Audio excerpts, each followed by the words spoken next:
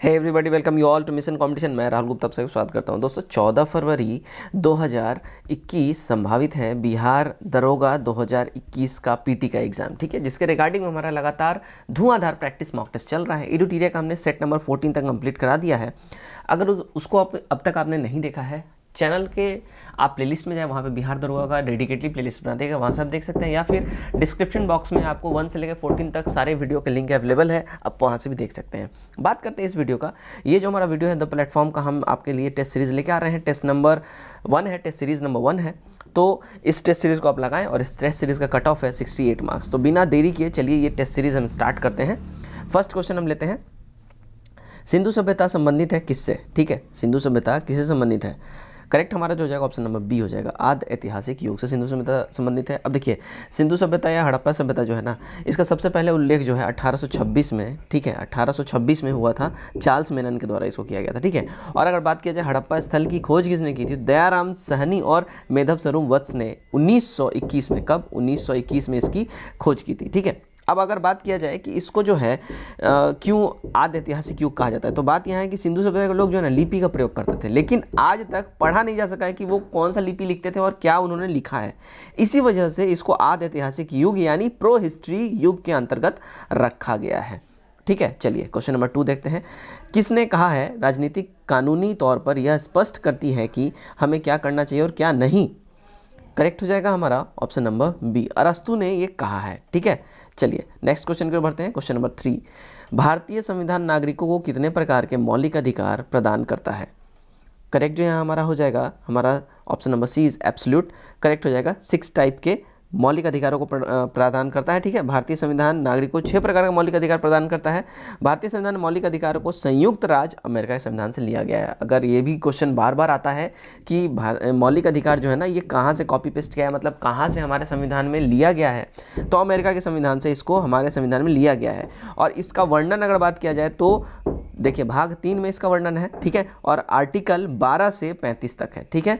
भाग 3 हो गया और आर्टिकल 12 से 35 तक इसका उल्लेख है, किसका? मौलिक अधिकारों का, ठीक है। चलिए नेक्स्ट क्वेश्चन की ओर बढ़ते हैं। क्वेश्चन नंबर 4, ऋग्वेद के प्रसिद्ध गायत्री मंत्र का संबंध किस देवता से है? ऋग्वेद में बहुत ही फेमस प्रचलित है गायत्री मंत्र, उसका संबंध जो है किस देवता से, ये बताना है। करेक्ट जो हमारा हो जाएगा ऑप्शन नंबर बी हो जाएगा, सावित्री से है, ठीक है। तो ऋग्वेद के प्रसिद्ध गायत्री मंत्र का संबंध किससे है? सावित्री देवता से है, ठीक है। 5 देखते हैं, संपत्ति के अधिकार को मौलिक अधिकारों की सूची से कब हटा दिया गया? करेक्ट इसका हो जाएगा ऑप्शन नंबर बी हमारा एब्सोल्यूट करेक्ट हो जाएगा, 1978 में, ठीक है। तो 1978 में इसको हटा दिया गया और संपत्ति के अधिकार को मौलिक अधिकारों के 44वें संशोधन 1978 द्वारा हटाकर यह संविधान इसे जो है आर्टिकल 300 ए में, ठीक है, आर्टिकल 300 ए के अंतर्गत कानूनी अधिकार के रूप में अब बना दिया गया है, ठीक है। चलिए नेक्स्ट की ओर हम बढ़ते हैं। नेक्स्ट है हमारा क्वेश्चन नंबर 6, झेलम नदी के किनारे प्रसिद्ध वितिस्ता का युद्ध किन किन शासकों के बीच लड़ा गया? करेक्ट हो जाएगा हमारा ऑप्शन नंबर सी, पोरस एवं सिकंदर के बीच इसको लड़ा गया है, ठीक है। और हाइडेस्पीज का युद्ध को झेलम का युद्ध के नाम से भी जाना जाता है। बहुत बार ये क्वेश्चन आता है कि जो है ना हाइडेस्पीज का युद्ध किन किन के बीच हुआ, तो पोरस और सिकंदर ही होगा, और इसी युद्ध को झेलम का युद्ध भी कहा जाता है। इसको याद रखें, कंफ्यूज नहीं होना है। 7 देखते हैं, भारतीय संविधान के 8वें अनुच्छेद में कौन सी भाषा वर्ष 2003 में जोड़ी गई? करेक्ट जो हमारा यहाँ आंसर हो जाएगा वो हो जाएगा ऑप्शन नंबर डी हमारा हो जाएगा संथाली को, ठीक है। तो भारतीय जो है मूल संविधान में 14 भाषा को जो है 8वीं अनुसूची में शामिल किया गया। 21वीं संशोधन के द्वारा जो है ना सिंधी को, 71वें संशोधन द्वारा कोंकणी को, मणिपुर एवं नेपाली को 92वें संशोधन के द्वारा, ठीक है, 71वें में जो है कोंकणी, मणिपुर और नेपाली को, और 92वें संशोधन द्वारा संथाली, मैथिली और बोडो डोगरी को शामिल किया गया, ठीक है। तो संथाली हमारा करेक्ट हो जाएगा, जो कि 2003 में 92वां संशोधन हुआ था, ठीक है। Santhali is absolute our correct answer. चलिए नेक्स्ट क्वेश्चन की ओर बढ़ते हैं। क्वेश्चन नंबर 8, कुशीनगर उत्तर प्रदेश के किस जिले में स्थित है? करेक्ट जो है हमारा हो जाएगा वो हो जाएगा ऑप्शन नंबर बी, देवरिया जिले में जो है ना कुशीनगर हमारा स्थित है। और कुशीनगर में जो है ना बौद्ध को महापरिनिर्वाण मिला था। कब मिला था? 483 बीसी में ये हुआ था, ठीक है। और महात्मा बुद्ध के जीवन का अंतिम पड़ाव कुशीनगर ही है, जहां उनकी मृत्यु हो गई थी, ठीक है। चलिए 9 देखते हैं, भारत का संविधान डैश से लागू हुआ था? किससे लागू हुआ था? करेक्ट जो हमारा हो जाएगा ऑप्शन नंबर सी हमारा एब्सोल्यूट करेक्ट हो जाएगा, ठीक है। जनवरी 26 जनवरी 1950 से जो है ना ये लागू हो गया था, और भारत का संविधान जो है 26 नवंबर 1949 को बनकर तैयार हो गया था। अगर बात किया जाए तैयार कब हुआ था, तो 26 नवंबर 1949 को बनकर तैयार हुआ, लागू हो गया 26 जनवरी 1950 को, ठीक है। और 14 अगस्त 1947 को पाकिस्तान और 15 अगस्त 1947 को भारत जो है स्वतंत्र हुआ, ये भी याद रखें, ठीक है। चलिए नेक्स्ट क्वेश्चन की ओर बढ़ते हैं। क्वेश्चन नंबर 10, अशोक के अभिलेखों में प्रयुक्त जो लिपि का भाषा है उनमें से कौन असत्य है? करेक्ट जो हमारा हो जाएगा ऑप्शन नंबर यहाँ पे हमारा डी एब्सोल्यूट करेक्ट हो जाएगा, संस्कृत, ठीक है। तो अशोक के अभिलेख में प्रयुक्त जो लिपि भाषा होती थी वो संस्कृत गलत है, क्योंकि अशोक का अभिलेख की भाषा ब्रह्मी, खरोष्टी, ग्रीक और अरमाइक हुआ करती थी। 11 देखते हैं, प्राचीन भारत का महान व्याकरण लेखक पतंजलि किसका समकालीन था? करेक्ट जो हो जाएगा हमारा ऑप्शन नंबर डी हो जाएगा, ठीक है, पुष्यमित्र शुंग का, ठीक है। तो प्राचीन भारत का महान व्याकरण के लेखक पतंजलि पुष्यमित्र शुंग के समकालीन थे, ठीक है। नेक्स्ट देखते हैं हम 12, थोड़ा सा जूम आउट कर दूं आपके लिए, बहुत सही। चलिए 12 देखते हैं क्या बोला जा रहा है। 12 में जो है कि सूची 1 को सूची 2 के साथ मिलान कीजिए और सूचियों के नीचे दिए गए कूट का प्रयोग कर सही उत्तर का चयन कीजिए, ठीक है। तो वराहमिहिर है, विशाखदत्त है, शूद्रक है, विलन है, और इनके द्वारा जो इनकी रचनाएं हैं उनके बारे में बताना है, कौन सा करेक्ट हो जाएगा। देखिए तो वराहमिहिर द्वारा जो रचित है बृहद संहिता है, ठीक है। कहाँ है? बृहद संहिता, ठीक, 3 हमारा यहाँ मिल जाएगा। विशाखदत्त के द्वारा है देव चंद्रगुप्तम, ठीक है, विशाखदत्त द्वारा देवी चंद्रगुप्तम, ठीक है। शूद्रक द्वारा जो है मच्छक टिक्कम है, ठीक है, ये याद रखें आप लोग, शूद्रक द्वारा मच्छक टिक्कम, और विल्हन द्वारा जो है प्रबंध चिंतामणि, ठीक है, ये हमारा एब्सोल्यूट यहाँ पे सही बन जाएगा। और मेरुंतुंग द्वारा जो है विक्रम देव चरित्र जो है ये मेरुंतुंग द्वारा सही यहाँ पे एब्सोल्यूट बन जाएगा। तो हमारा जो सही कूट बनता है वो ऑप्शन नंबर बी हो जाएगा, ठीक है। चलिए नेक्स्ट की ओर हम बढ़ते हैं। क्वेश्चन नंबर 13 क्या बोला जा रहा है, देखिए आद्य मध्ययुगीन भारत के शासक राजवंशों के साथ उनकी राजधानियों का मिलान करना है, ठीक है, यहाँ भी मिलान करना है। देखिए तो प्रतिहार जो है, प्रतिहार की राजधानी जो है सो कन्नौज हो जाएगी, ठीक है। चंदेल खजुराहो, ठीक है, परमार धारानगरी, और सोलंकी जो है अहिलवाड़ा, ठीक है। तो यहाँ सारे के सारे मिल रहे हैं, तो हमारा एब्सोल्यूट हो जाएगा ऑप्शन नंबर 1 करेक्ट। 14 देखते हैं, 14 में क्या बोला जा रहा है, महमूद गजनवी का दरबारी इतिहासकार कौन था?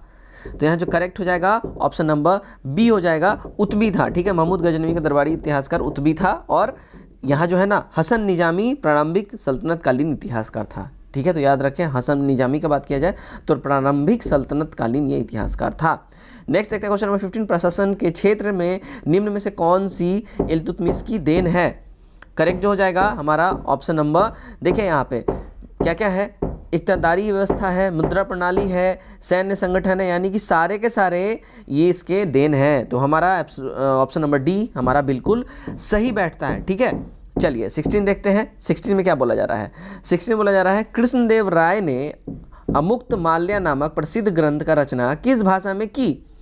करेक्ट जो हो जाएगा ऑप्शन नंबर बी हो जाएगा, तेलुगु भाषा में इन्होंने की थी, ठीक है। तो कृष्णदेव राय ने अमुक्त माल्या नामक प्रसिद्ध ग्रंथ की रचना तेलुगु भाषा में की है। और कृष्णदेव राय संस्कृत है ना, संस्कृत में जाम्बवती कल्याणम की भी इन्होंने रचना की है। और कृष्णदेव राय के दरबार में तेलुगु साहित्य के 8 कवि रहते थे, जिसको अष्ट दिग्गज के नाम से बोला जाता था, ठीक है। और कृष्णदेव राय के शासनकाल में तेलुगु साहित्य का जो है ना, तेलुगु साहित्य को उस समय क्लासिक एरा के नाम से जाना जाता है, क्योंकि उस समय बहुत अपने परचम पे था तेलुगु साहित्य, ठीक है। 17 देखते हैं, 17 में क्या बोला जा रहा है, निम्नलिखित में से किस भक्ति संत ने अपने संदेश के प्रचार के लिए सबसे पहले हिंदी का प्रयोग किया? करेक्ट हो जाएगा ऑप्शन नंबर सी, रामानंद ने, ठीक है। तो भक्ति संत रामानंद ने अपने संदेश के प्रचार के लिए सबसे पहले हिंदी का प्रयोग किया था। 18 देखते हैं, 18 क्या बोला जा रहा है, अकबर के शासनकाल में महाभारत की फारसी भाषा में अनुवाद किया गया था, वह किस नाम से जाना जाता है? करेक्ट हो जाएगा ऑप्शन नंबर बी, रजननामा, ठीक है। तो अकबर के शासनकाल में महाभारत की फारसी भाषा में अनुवाद किया गया था, वह रजननामा से जाना जाता है, ठीक है। और रजननामा का अर्थ क्या होता है? युद्ध का पुस्तक, ठीक है।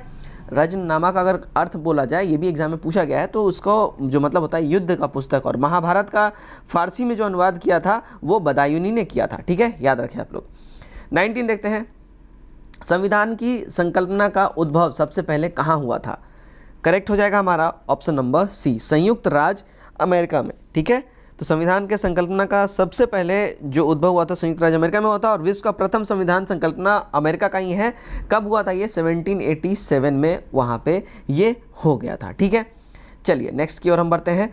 सहायक संधि को स्वीकार करने वाला पहला भारतीय शासक कौन था?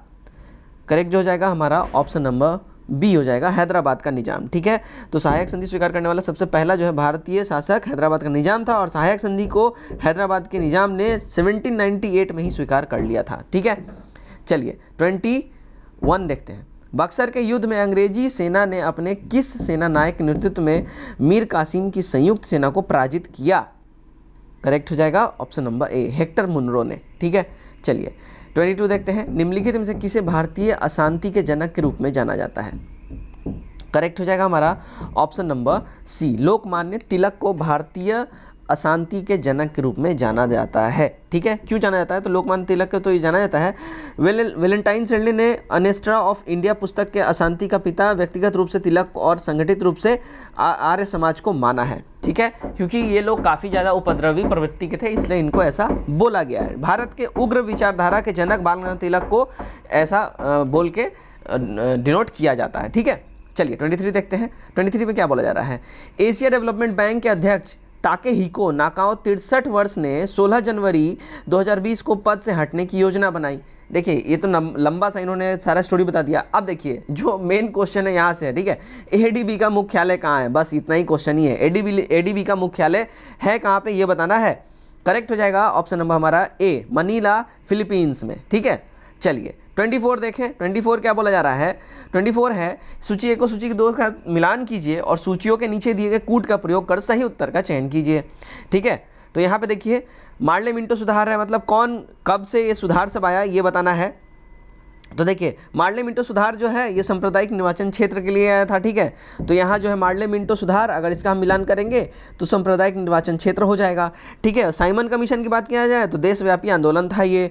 ठीक है, एक के साथ ही मिल जाएगा। चौरा चौरी घटना की बात की जाए तो असहयोग आंदोलन को वापस लिया जाने के लिए ये किया गया था। ठीक है, तो यहाँ पे 2 हो जाएगा। और डांडी मार्च जो है नमक सत्याग्रह के लिए इसको किया गया था, तो ये डांडी मार्च नमक सत्याग्रह के लिए हो जाएगा। ठीक है, तो यहाँ पे करेक्ट हमारा ये कूट बैठता है। ठीक है, चलिए तो हमारा जो सही जो कूट बैठता है वो ऑप्शन नंबर डी हमारा हो जाएगा। ठीक है, चलिए नेक्स्ट की ओर बढ़ते हैं। 25 किसने कहा था दरे दीवारों पे हसरत की नज़र करते हैं, खुश रहो अहले वतन हम तो सफ़र करते हैं? ये किसने कहा था?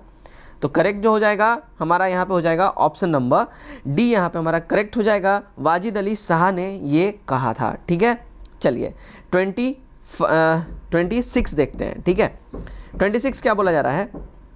वायसराय इरविन द्वारा गांधी जी द्वारा प्रस्तुत 11 सूत्री मांग पर कोई विचार न करने की स्थिति में नमक सत्याग्रह की शुरुआत हुई। और नमक सत्याग्रह की शुरुआत कब हुई, यहाँ पे ये डेट पूछा जा रहा है।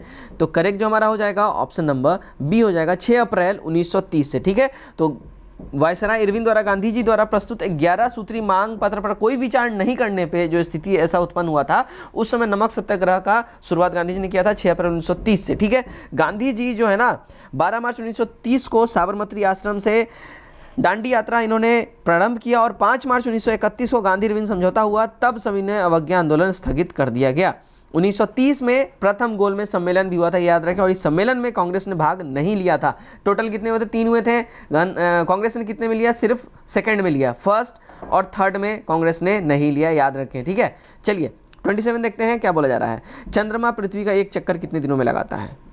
करेक्ट हो जाएगा हमारा ऑप्शन नंबर सी, लगभग 27.3 दिन में चंद्रमा जो है पृथ्वी का एक चक्कर लगाता है।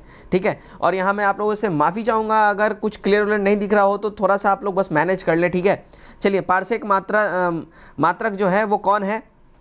तो करेक्ट जो हो जाएगा हमारा पारसेक मात्रक जो होता है वो दूरी का होता है। ठीक है, तो 28 का बी हमारा करेक्ट हो जाएगा। 29 देखते हैं। सिटमैक्स 2019 किन देशों के बीच संयुक्त त्रिपक्षीय समुद्री अभ्यास था?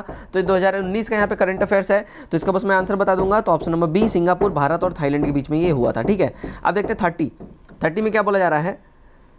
ओके यस, चलो 30 में क्या बोला जा रहा है? नीचे दिए गए आरेख के आधार पर लघु या निम्न ज्वार आरेख को पहचान करना है। ठीक है, करेक्ट जो देखिए यहाँ पे हो जाएगा डी हो जाएगा, इनमें से कोई भी नहीं है। क्यों? क्योंकि यहाँ पे देखिए बात हो रही है कि निम्न आरेख, तो नीचे के आरेख के आधार पर जो लघु या निम्न आरेख इनमें से कोई भी नहीं है, ठीक है। ज्वार उठने के लिए अपेक्षित सौर एवं चंद्रमा की शक्तियों का अनुपात जो होना है वो 11.5 होना है, ठीक है, ये याद रखें आप लोग, ठीक है। और चंद्रमा का ज्वार उत्प्रेरक बल जो है सूर्य की अपेक्षा दुगना होता है, ये हमेशा याद रखें, क्योंकि चंद्रमा जो है ना अपने ओर ज़्यादा आकर्षित करता है सूर्य के मुकाबले, क्योंकि वो पृथ्वी से बहुत नज़दीक है, ठीक है। जब अमावस्या तथा पूर्णिमा के दिन चंद्रमा, सूर्य और पृथ्वी एक सीध में होते हैं, उस दिन ज्वार उत्पन्न होता है, ये भी याद रखें आप लोग, ठीक है। चलिए 31 देखते हैं। सूची 1 को सूची 2 के साथ सुमेलित कीजिए और सूचियों के नीचे दिए गए कूट का प्रयोग करते हुए सही उत्तर चुनिए। तो यहाँ करेक्ट जो हमारा हो जाएगा, देखिए क्षोभ मंडल की बात की जाए तो क्षोभ मंडल जो है सामान्य ताप पतन पर, ठीक है, क्षोभ मंडल जो है सामान्य ताप पतन दर हो जाएगा। उसके बाद समताप मंडल वायु और क्षतिज द्वारा प्रवाह, ठीक है, समताप मंडल जो है वायु एवं क्षतिज द्वारा प्रवाह। ओजोन जो ओजोन मंडल है, ओजोन मंडल पराबैंगनी विकिरण है, ठीक है। और यहाँ पे आयन मंडल जो है विद्युत चुंबकीय। तो यहाँ पे जो हमारा सही कूट बैठता है वो हमारा हो जाएगा, यहाँ पे देखें तो हमारा सही हो जाएगा ऑप्शन नंबर सी, यहाँ हमारा बिल्कुल सही हो जाएगा। 32 देखते हैं। 32 क्या बोला जा रहा है, निम्न में कौन सी ग्रीन हाउस गैस नहीं है, ठीक है, निम्न में कौन सी जो है ग्रीन हाउस गैस नहीं है, करेक्ट हमारा हो जाएगा ऑप्शन नंबर डी, आर्गन, ठीक है। चलिए 33 क्या बोला जा रहा है, प्रति चक्रवात में वायु दाब कहाँ अधिक होता है, करेक्ट जो हमारा हो जाएगा वो होगा ऑप्शन नंबर ए, केंद्र में, ठीक है।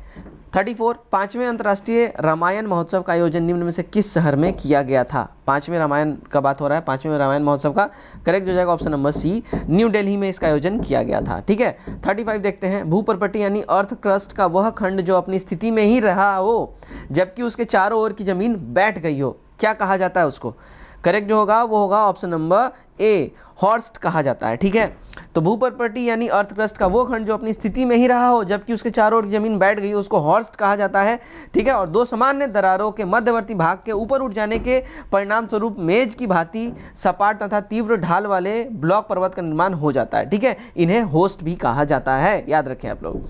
36 देखते हैं। निम्नलिखित में कौन सी शीत समुद्री धारा है, करेक्ट जो हमारा हो जाएगा ऑप्शन नंबर डी हो जाएगा, हम्बोल्ट धारा, ठीक है।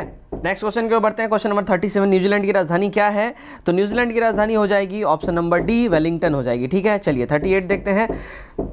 विश्व बौद्धिक संपदा दिवस 2019 का विषय क्या था, तो ये 2019 का देखिए यहाँ पे करंट अफेयर्स है, तो ये उतना इंपॉर्टेंट नहीं है, और अभी अपडेटेड सेट जैसे हमारा आएगा तो आपको 2020 और 2021 के भी रिलेटेड करंट अफेयर्स मिलेंगे। तो प्लीज़ कोई भी हमारे भाई बहन चूचा ना करें, क्योंकि अभी मार्केट में 2021 दरोगा से रिलेटेड कोई भी प्रैक्टिस सेट नहीं है, तो हम बस थोड़ा सा पुराना वाला करंट अफेयर्स प्रैक्टिस सेट चला रहे हैं, क्योंकि प्रैक्टिस सेट है तो जरूर काम आएगा। सिर्फ करंट अफेयर्स यहाँ पे आप लोग को इग्नोर करना है, ठीक है।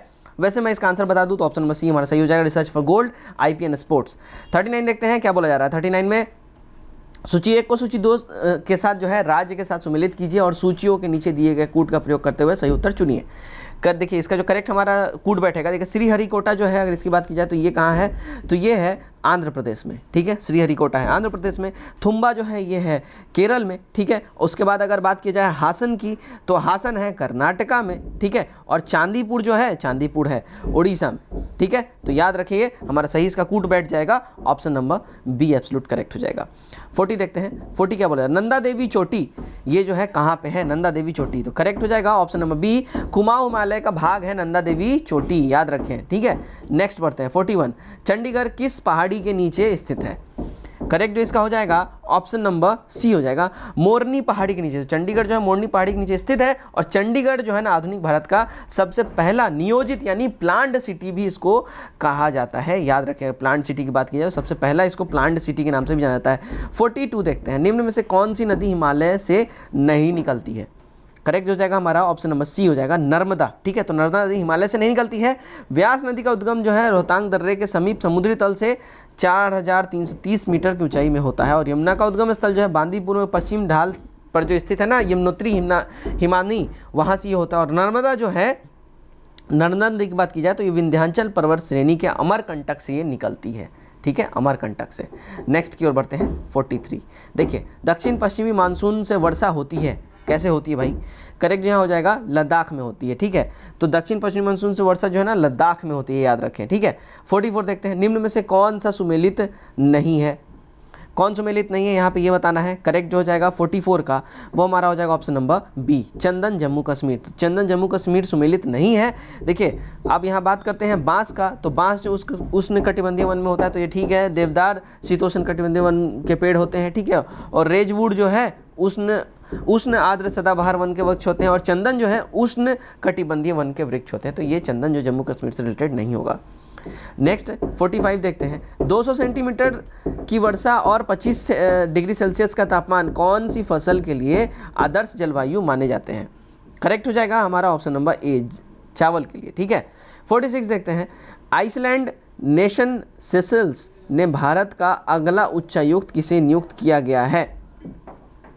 तो यहाँ जो 46 हो जाएगा, 46 हमारा ऑप्शन नंबर ए हो जाएगा, दलबीर सिंह सुहाग, ठीक है।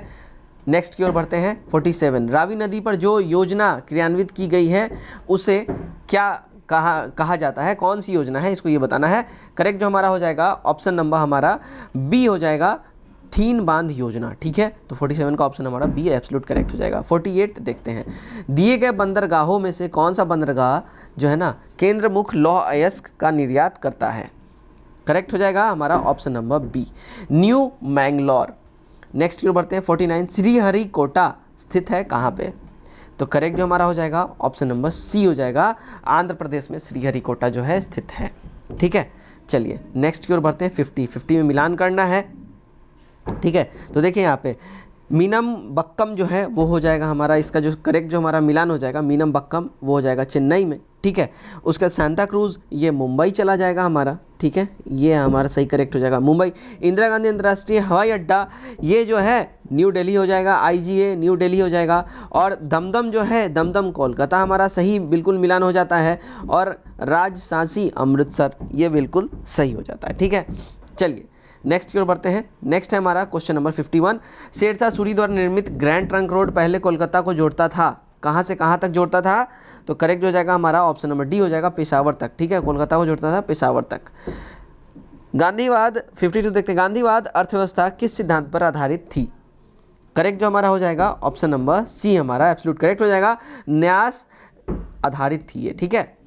दीनानाथ मंगेशकर पुरस्कार 2019 को लाइफ टाइम अचीवमेंट पुरस्कार से किसे सम्मानित किया गया? 2019 से रिलेटेड है बट फिर भी मैं इसका आंसर बताता हूँ आपको। इसका जो करेक्ट आंसर हो जाएगा ऑप्शन नंबर सी हो जाएगा, सलीम खान को, ठीक है। अब देखते हैं 54। अपनी पहली पुस्तक farthest field and Indian story of second world war के लिए विंधम कैंपेल पुरस्कार किसने जीता है? करेक्ट हो जाएगा option number D, Raghu Karnad ने, ठीक है। अब 55 देखते हैं। 2019 का टैगोर साहित्य पुरस्कार किसने जीता? तो यहाँ जो करेक्ट हमारा हो जाएगा ऑप्शन नंबर ए हो जाएगा, राणा दास गुप्ता, ठीक है। चलिए नेक्स्ट की ओर बढ़ते हैं। नेक्स्ट हमारा 56 क्या बोला जा रहा है? भारतीय मुद्रा रुपये की आधिकारिक विनिमय दर संबंधित है किससे? करेक्ट जो हो जाएगा हमारा ऑप्शन नंबर डी हो जाएगा, चुनी हुई विदेशी मुद्राओं के समूह से ये आधारित है, ठीक है। 57 देखते हैं। संघाई में एशिया गेम्स बैडमिंटन चैंपियनशिप 2019 के पुरुष की एकल प्रतियोगिता में स्वर्ण पदक किसने जीता? करेक्ट जो हमारा हो जाएगा ऑप्शन नंबर ए हो जाएगा, केंटो मोमोटा, ठीक है। 58 देखते हैं।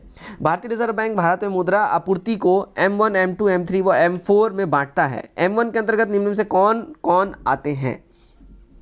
करेक्ट हो जाएगा हमारा, देखिए इसमें करेंसी नोट आते हैं, ठीक है, बैंक की मांग जमाएं आती हैं और रिजर्व बैंक की अन्य सीमाएं आती हैं। तो ऑप्शन नंबर सी हमारा करेक्ट हो जाएगा, ठीक है। तो M1 के अंतर्गत ये तीनों आ जाते हैं। चलिए नेक्स्ट की ओर बढ़ते हैं। 59 का राष्ट्रपति महात्मा गांधी राष्ट्रपिता हैं, पति यहाँ पे गलत है। राष्ट्रपिता महात्मा गांधी का 150वां जयंती पर किस कैबिनेट मंत्री ने मन में बापू का नारा दिया? ठीक है, तो यहाँ जो करेक्ट हो जाएगा ऑप्शन नंबर सी हो जाएगा, श्री अमित शाह गृह मंत्री ने, ठीक है।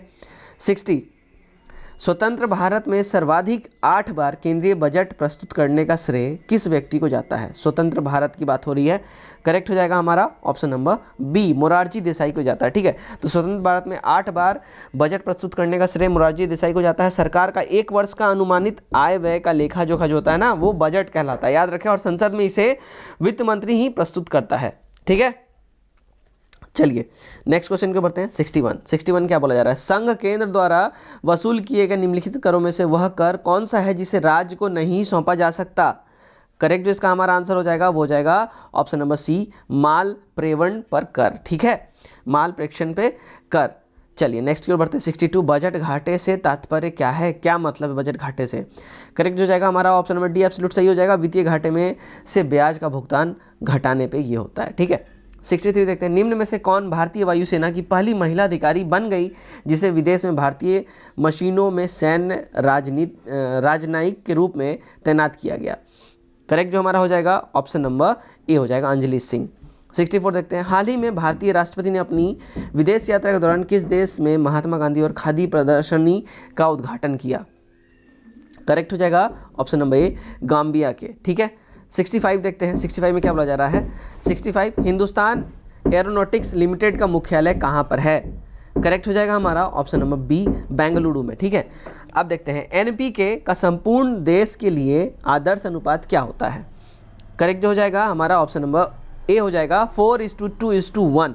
ठीक है, तो एनपीके का संपूर्ण देश के लिए बात किया जाए तो 4:2:1 हो जाएगा। भारत में एनपीके का अनुपात असंतुलित है, ये भी याद रखें। भारत में पोटास उर्वरक के मुख्य आयात जो है ना, ये आयात पर निर्भर करता है। भारत में यूरिया जो है उर्वरक का प्रयोग अपेक्षाकृत अधिक किया जाता है, जिसमें यूरिया में 46% नाइट्रोजन होता है। ठीक है, नेक्स्ट बात करते हैं बिहार जो है बंगाल से कब अलग हुआ। करेक्ट हो जाएगा ऑप्शन नंबर बी। ठीक है, 1912 में बिहार बंगाल से अलग हो गया। बिहार को बंगाल से अलग करने की घोषणा लॉर्ड हार्डिंग सेकंड ने किया था 12 दिसंबर 1911 को। ठीक है, दिल्ली दरबार में ब्रिटेन के राजा जॉर्ज प्रथम के सामने। ठीक है, और 1911 ईस्वी में दिल्ली दरबार में राजा जॉर्ज प्रथम ने बंगाल विभाजन रद्द करने की भी घोषणा की थी। दिल्ली दरबार में कलकत्ता के स्थान पर दिल्ली को राजधानी बनाने की भी घोषणा की थी दिल्ली दरबार में। ठीक है, तो बात किया जाए अलग कब हुआ तो 1912 में हुआ, घोषणा 1911 में हो गया। चलिए 68 देखते हैं। राष्ट्रीय चिन्ह में सिंहों की संख्या कितनी है। करेक्ट हो जाएगा ऑप्शन नंबर बी, 4 है। ठीक है, 69 देखते हैं। किस राज्य ने 5 अगस्त 2019 को मॉब लिंचिंग और ऑनर किलिंग के खिलाफ बिल पारित किया।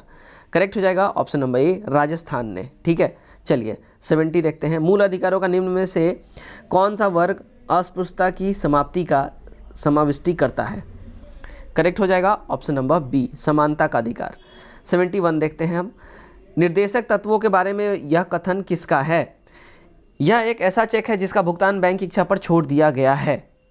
तो यहाँ जो करेक्ट हो जाएगा ऑप्शन नंबर बी हो जाएगा, केटी शाह। ठीक है, तो निर्देशक तत्वों के बारे में यह कथन है केटी शाह के द्वारा ये कहा गया है एक ऐसा चेक है जिसका भुगतान बैंकों की इच्छा पर छोड़ दिया गया है। भारतीय संविधान के अनुच्छेद 37 में ये कहा गया है कि जो है ना, इस भाग के विरोध में वाद विवाद नहीं किया जा सकता है। ठीक है, और इसी के संदर्भ में केटी शाह ने ये कहा था। ठीक है, चलिए नेक्स्ट की ओर बढ़ते हैं। 72 बिहार में सबसे पुराना नहर कौन सा है। करेक्ट हो जाएगा हमारा ऑप्शन नंबर डी, सोन नहर बिहार का सबसे पुराना नहर है। 73 देखते हैं। राष्ट्रपति के निर्वाचन मंडल के सदस्य कौन कौन होते हैं। करेक्ट जो हमारा हो जाएगा, देखिए तो यहाँ पे हो जाएगा संसद के दोनों सदनों के निर्वाचित सदस्य हो जाएगा। ठीक है, उसके बाद सभी राज्यों की विधानसभाओं के निर्वाचित सदस्य हो जाएगा, और उसके बाद हो जाएगा दिल्ली और पौंडीचेरी सीमाओं के निर्वाचित सदस्य। ठीक है, तो 1, 3 और 4 करेक्ट हो जाएगा ऑप्शन नंबर डी। राष्ट्रपति शासन अधिकतम लगाया जा सकता है कितने समय तक के लिए। करेक्ट हो जाएगा हमारा ऑप्शन नंबर डी, 3 ईयर्स के लिए। ठीक है, 3 साल के लिए रखा जा सकता है अधिकतम। ठीक है, 3 वर्ष में अधिकतम समय रखने का संविधान संशोधन करना होगा। 3 वर्ष से अगर अधिक के लिए रखना है तो उसके लिए संविधान संशोधन करना होगा। भारत में सर्वाधिक समय तक जो है ना जम्मू कश्मीर में राष्ट्रपति शासन रहा है, और आर्टिकल 356 के बंद के अधीन पर जो है राष्ट्रपति राज्यपाल के रिपोर्ट पर ही राष्ट्रपति शासन लागू करते हैं। 75 देखते हैं। निर्वाचन प्रकार के लिए राष्ट्रपति पद के प्रत्याशियों को कितने दिनों का समय मिलता है। करेक्ट जो हमारा यहाँ हो जाएगा ऑप्शन नंबर बी हमारा एब्सोल्यूट करेक्ट हो जाएगा, 2 सप्ताह के लिए। ठीक है, 76 एक वर्ष में कम से कम कितनी बार संसद की बैठक होनी आवश्यक है। करेक्ट हमारा हो जाएगा ऑप्शन नंबर बी, 2 बार कम से कम। ठीक है, 77 देखते हैं। भोजपुरी का शेक्सपियर किसे कहा जाता है। ये वीवीआई क्वेश्चन है, इसको आप लोग जरूर नोट कर ले। तो भोजपुरी का शेक्सपियर जो है ना, ये कहा जाता है भिखारी ठाकुर को। ठीक है, तो भोजपुरी का शेक्सपियर भिखारी ठाकुर को कहा जाता है, और भिखारी ठाकुर भोजपुरी भाषा के सबसे बड़े साहित्यकार में से एक है, इसलिए इनको शेक्सपियर की उपाधि दी गई है। ठीक है, चलिए नेक्स्ट की ओर बढ़ते हैं। 78 ठीक है। निम्नलिखित में से किसने न्यूटन से पहले ही बता दिया था कि सभी वस्तुएं पृथ्वी की ओर गुरुत्वाकर्षित होती हैं। करेक्ट हो जाएगा ऑप्शन नंबर डी, ब्रह्मगुप्त ने ये बता दिया था। ठीक है, 79 देखते हैं, सरल लोलक का आवर्तकाल दोगुना हो जाएगा यदि, तो यहाँ जो करेक्ट हो जाएगा ऑप्शन नंबर सी हो जाएगा, इसकी लंबाई अगर 4 गुनी कर दी जाए तो ये 2 गुनी हो जाएगी। ठीक है, 80 देखते हैं, दो समतल दर्पण को 90 डिग्री के कोण पर रखा गया है और उनके मध्य एक मोमबत्ती जल रही है, दर्पणों में मोमबत्ती के कितने प्रतिबिंब दिखाई देंगे? करेक्ट जो हो जाएगा ऑप्शन नंबर बी हो जाएगा, 3 प्रतिबिंब इसमें दिखाई देंगे। ठीक है, चलिए 81 देखते हैं।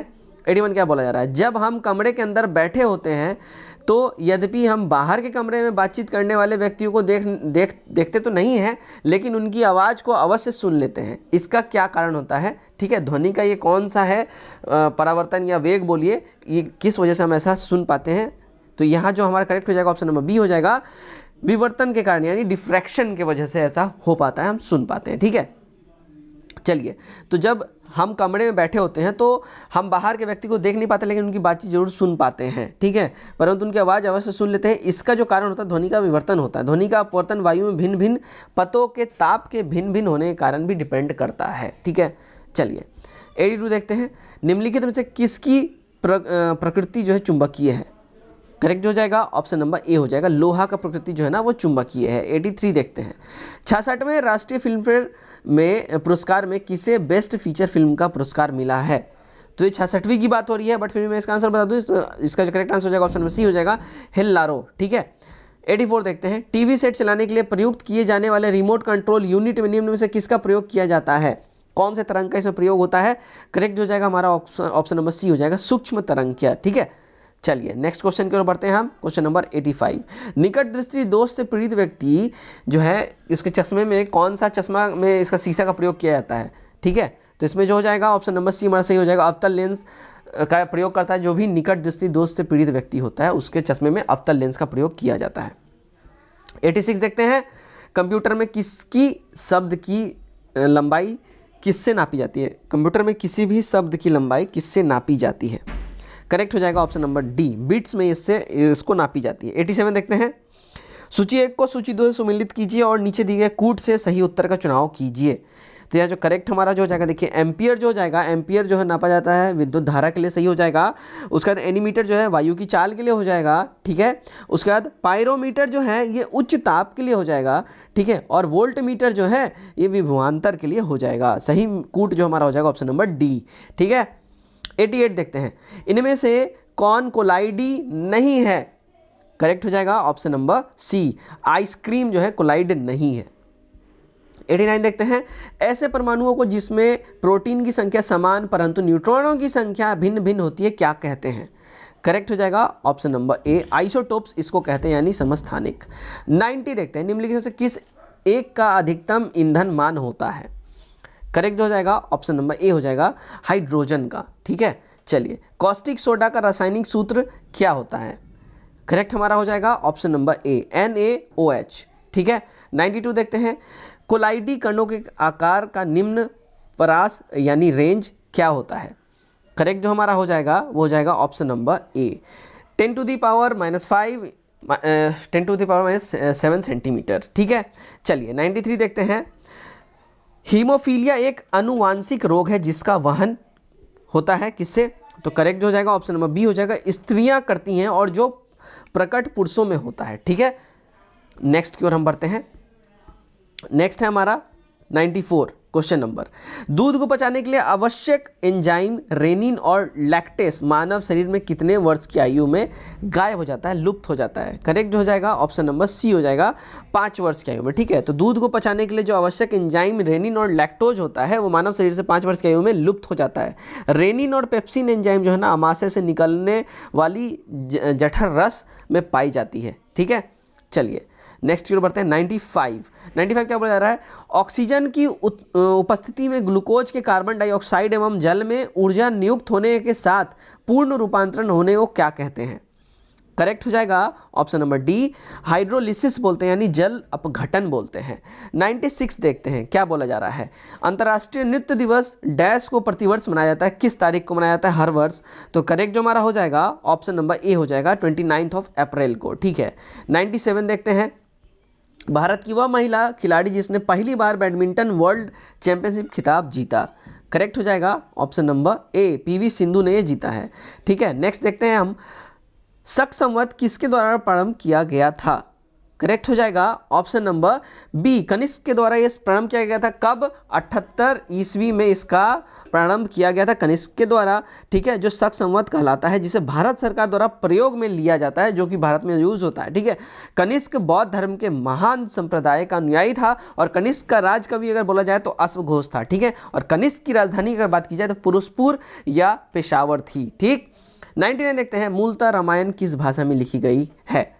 करेक्ट हो जाएगा हमारा ऑप्शन नंबर सी, संस्कृत भाषा में। ठीक है, 100 देखते हैं, पोस्ट बॉक्स नंबर 203 नाला सुपारा पुस्तक के लेखक कौन है? करेक्ट जो हो जाएगा ऑप्शन नंबर सी हो जाएगा, चित्रा मुद्गल। ठीक है, तो ये था दोस्तों हमारा प्लेटफॉर्म का प्रैक्टिस सेट नंबर 1। उम्मीद करता हूँ ये प्रैक्टिस सेट आपको पसंद आया है और आपने कट ऑफ मार्क्स को पार किया है नहीं किया है, जरूर जरूर में कमेंट करके बताएं। तो आज के लिए बस इतना ही, कल दोबारा मिलता है एक और नए सेट के साथ। Till then take care, bye bye and God bless you all.